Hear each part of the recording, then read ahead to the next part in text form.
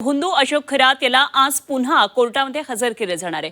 5व्या गुन्ह्यामध्ये खरातला दिलेली 5 दिवसांची पोलीस कोठडी आज संपतीये आणि गुंगीचं औषध कसं तयार केलं, हे द्रव्य नेमकं कुठून आणलं याच्या तपासासाठी खरातला 5 दिवसांची पोलीस कोठडी सुनावण्यात आली होती।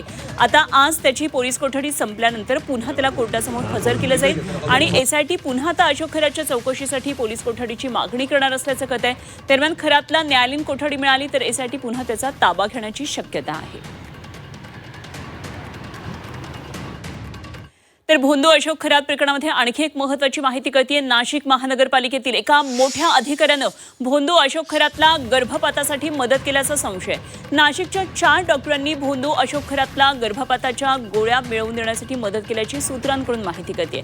तर नाशिकमधले डॉक्टर आणि सोनोग्राफी सेंटर्स आता पुन्हा एकदा एसआयटीच्या रडारवर आलेले आहेत।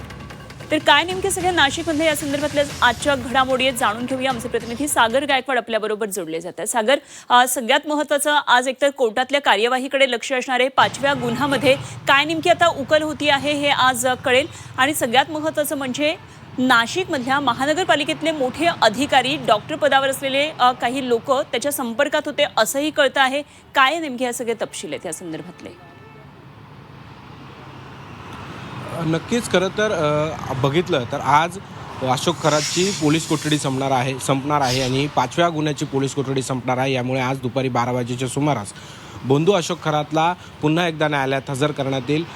त्यांनी ज्या 5व्या गुन्ह्यामध्ये ज्या महिलेबरोबर लैंगिक अत्याचार केलेले होते, त्याला काही द्रव्य पाजलेले होते, काही औषध पाजलेले होते, याची जी चौकशी आहे ती एसआयटीने केलेली आहे आणि या एसआयटीच्या चौकशीमध्ये कुठले कुठले ते द्रव्य आणि कुठले कुठले औषधं याची जी माहिती जी आहे ती न्यायालयासमोर मांडणार असल्याची माहिती मिळते आहे। यामुळे आज दुपारी 12 वाजेच्या सुमारास पुन्हा एकदा अशोक खरातला न्यायालयात हजर करण्यात येईल।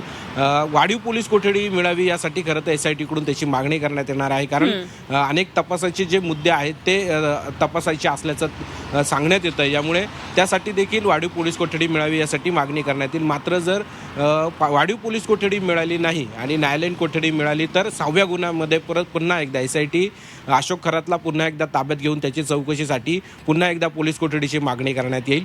दुसऱ्या बाजूला बघण्यात आलं तर अशोक खरात हा काही डॉक्टरांच्या देखील संपर्कात होता। आपण गेल्या काही दिवसापूर्वीच बघितलं होतं की काही नाशिकमधले मोठे डॉक्टर, 4 डॉक्टर आहेत, त्या डॉक्टरांच्या संपर्कात अशोक खरात होता।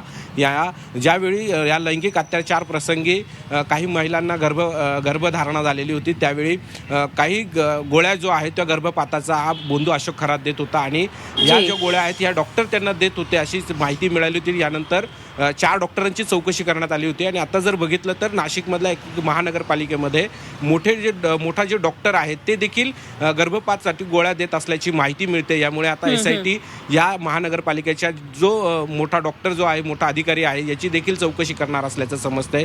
या जर प्रकरणाकडे जर बघितलं तर मोठे व्यावसायिक, मोठे नेते आणि आता मोठमोठे अधिकारी, डॉक्टर देखील या सगळ्या भोंदू अशोक खरातला मदत करणारे अनेक मदतीचे हात होते आणि या सगळ्यांचा तपास होणं हे अत्यंत महत्त्वाचं आहे आणि त्याच दृष्टीनं एसआयटीचा हा सगळा तपास सुरू आहे। धन्यवाद दिलेल्या सगळ्या सविस्तर माहितीसाठी सागर, आणि वेळोवेळी अपडेट्स आपल्याकडून जाणून घेत राहू। तुर्तास धन्यवाद। सागर गायकवाड आमचे प्रतिनिधी आपल्याबरोबर होते।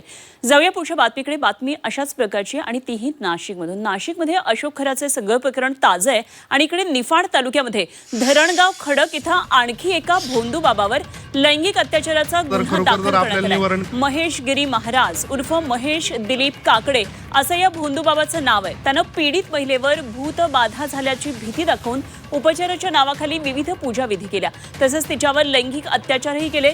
दरम्यान खरात प्रकरण समोर आल्यानंतर पीडित महिलेनं अनिसेच्या मदतीनं लासलगाव पोलीस स्टेशनमध्ये महेश गिरी याच्या विरोधात तक्रार दाखल केली आणि त्यानंतर त्याच्यावर आता गुन्हा दाखल करण्यात आलेला आहे। त्याच्या अटकेसाठी पोलिसांचं पथक रवाना झालेलं आहे। मला त्याच्या मागचं वर्तुळ पण माहिती होतं, त्याचं म्हणजे जे मोठेपणा होता तो पण माहिती होता, त्याच्यामुळे मी नाही ह्या गोष्टी करू शकत होते। मी प्रयत्न केला आणि आता ते व्हिडिओ माझ्याकडे नाहीये, कारण माझा मोबाईल फुटला, त्या गोष्टी नाहीये माझ्याकडे। पण माझ्या बरोबर वैयक्तिक ती घटना घडली आणि मला एक मनापासून वाटतं की बाकीच्या मुलींसोबत असं नाही व्हावं।